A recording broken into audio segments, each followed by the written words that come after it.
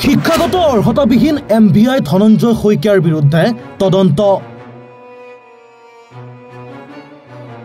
Director of vigilance and anti কাৰাপশ্যনৰ আৰক্ষী অধীক্ষকে পৰিবহণ বিভাগৰ আয়ুক্তলৈ নিৰ্দেশ দিয়ে তদন্তৰ। ডিব্ৰুগড় জিলাৰ MVI ধনঞ্জয় শইকীয়াই অবৈধভাৱে চাকৰি লাভ কৰাৰ বিৰুদ্ধে এই তদন্তৰ নিৰ্দেশ। Director of vigilance and anti কাৰাপশ্যনৰ আৰক্ষী অধীক্ষকে পৰিবহণ বিভাগৰ আয়ুক্তলৈ তদন্তৰ বাবে আগবঢ়ায় অভিযোগ পত্ৰ।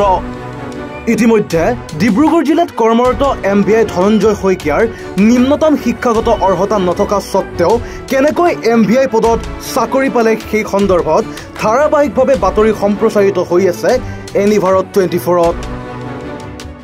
যোৰহাট জিলাত MVI হিচাপে চাকৰি কৰা সময়ত অনৈতিক পন্থাৰে কৰ সংগ্ৰহ কৰি সেই কৰ আত্মসাৎ কৰাৰ গুৰুতৰ অভিযোগ আছে ধনঞ্জয় শইকীয়াৰ বিৰুদ্ধে। যোৰহাট জিলাত MVI হিচাপে চাকৰি কৰা সময়ত অনৈতিক পন্থাৰে কৰ সংগ্ৰহ কৰি সেই কৰ আত্মসাৎ কৰাৰ গুৰুতৰ অভিযোগ আছে ধনঞ্জয় শইকীয়াৰ বিৰুদ্ধে। এতিয়া প্ৰশ্ন হয়, অৰ্হতা অবিহনে MVI পদত অধিষ্ঠিত হৈ থকা ধনঞ্জয় শইকীয়াৰ বিৰুদ্ধে নিৰপেক্ষ তদন্ত হ'বনে? সামুকীয়া গতিৰে কৰা বিভাগীয় তদন্তৰ অন্ত হ'ব কেতিয়া?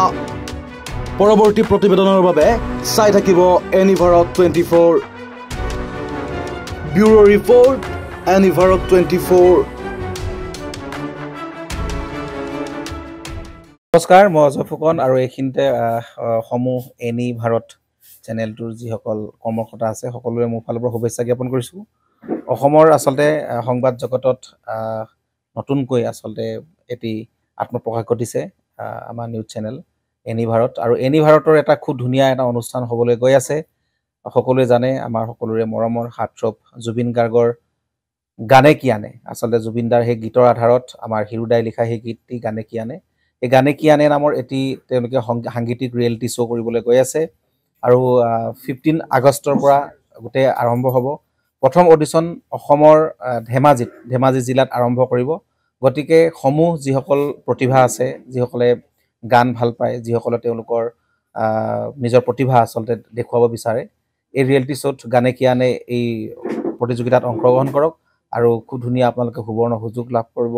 লগতে ইয়াতে পুৰস্কাৰ আছেই, বিভিন্ন ধৰণৰ উপহাৰো আপোনালোকে লাভ কৰিব, আৰু লগতে এগৰাকী প্ৰতিষ্ঠিত আচলতে এগৰাকী শিল্পী হিচাপে অসমৰ সাংস্কৃতিক জগতত আপোনালোক প্ৰতিষ্ঠা লাভ কৰিব।